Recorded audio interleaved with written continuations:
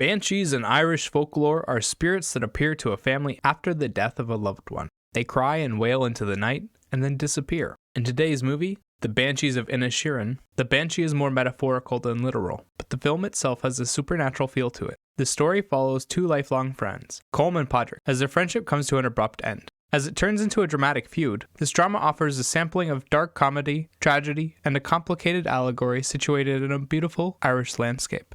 Hello and welcome to my channel. Here I review new movies and television shows, and try to release a new review every day from Monday to Friday. Today's movie, The Banshees of Inisherin, is written and directed by Martin McDonagh. It stars Colin Farrell, Brendan Gleeson, and Kerry Condon. As a film, it's long, complicated, and highly dramatic. It has a nice aesthetic to it, and the scenery is downright gorgeous, but the soundtrack is a little repetitive. The cast does well with the comedy and the drama, with Gleeson, Farrell, Condon, and Barry Keoghan all knocking it out of the park. Let's start with the positives. This movie is visually stunning. Every scene is filmed in a rustic Irish village with old-fashioned buildings or in the countryside of Ireland. There are green fields, rocky cliffs, mountains looming in the background of every shot, and the coast off in the distance. It's beautiful scenery, and the film takes full advantage of it with shots of the sun setting, people traveling the countryside, and standing at the shoreline. The camera work is smooth and simple, but captures the full beauty of the landscape with lots of mid-shots and a few wide. Next up, we have a wonderful cast to go over. Colin Farrell plays Podrick, a simple farmer living on Inisherin who likes to drink and talk with his friend Colm.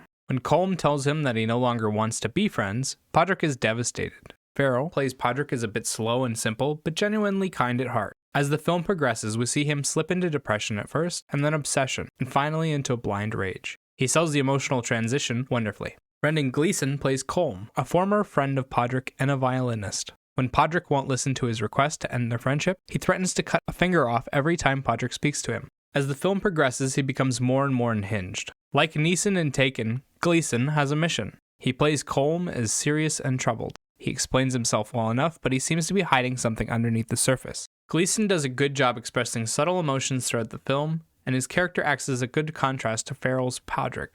Kerry Condon and Barry Keoghan play supporting characters in the film. Condon plays Podrick's sister Siobhan. Keoghan plays a friend of Podrick's, Dominic. Condon Siobhan is a kind woman who cares for her brother but is tired of the boring life on Inisherin and yearns for something more. As Podrick and Colm's feud grows, she becomes more and more horrified at the situation. Her facial reactions were great. Keoghan's Dominic is a strange boy, suffering at the hands of an abusive father. His life is sad, and he's a bit weird, but he and Podrick get along quite well. Keoghan plays the emotions subtly, doing a lot of work with his body language and manner of speaking. It's a truly fantastic performance. The film's soundtrack is made up of soft instrumentals and boilerplate tracks. The instrumentals include a lot of flute, piano, and xylophone. It has an ethereal, medieval feel to it, a little bit supernatural. It's very soft on the ears and adds a lot of mystery to any given moment, but all of the songs sound eerily similar. There's a theme that appears within all of them. It works with the deeper context of the film, but I found it annoying during my first watch. Finally, we come to the story.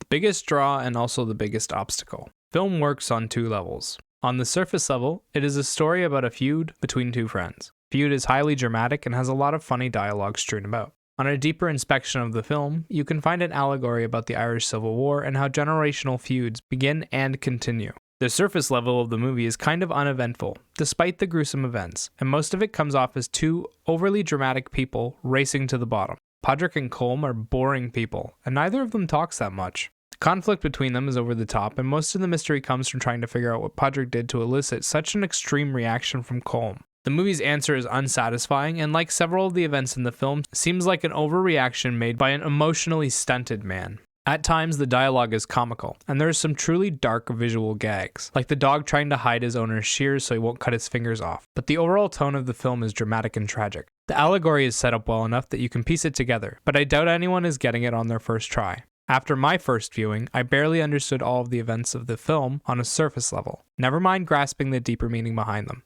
The allegory requires you to either have a background in Irish history or to look it up in order to understand everything, and even then you might need it explained to you. The film's ending is left wide open and doesn't resolve any of the conflicts. It works alongside the allegory, but on the surface level just feels unfinished. There are also several mysterious side stories in the film that aren't given enough detail for them to be clear. For example, Podrick's sister is going through quite a struggle, but all of it is done through her body language. And Siobhan never talks about her feelings or her plans. Or another example in the film is that one of the characters suffers a tragic fate, but it happens off screen and is left completely unexplained. only a single line to inform us of their fate. Overall, The Banshees of Inisherin is an interesting film that takes a long time to get to its destination, and while it does offer some solid performances and some scenic visuals, it's also confusing and the soundtrack is repetitive. It's worth watching if you like complex dramas with a deeper meaning that you have to dig for. If you don't like homework, or you were hoping for something action-packed, then this movie isn't it. 7 out of 10.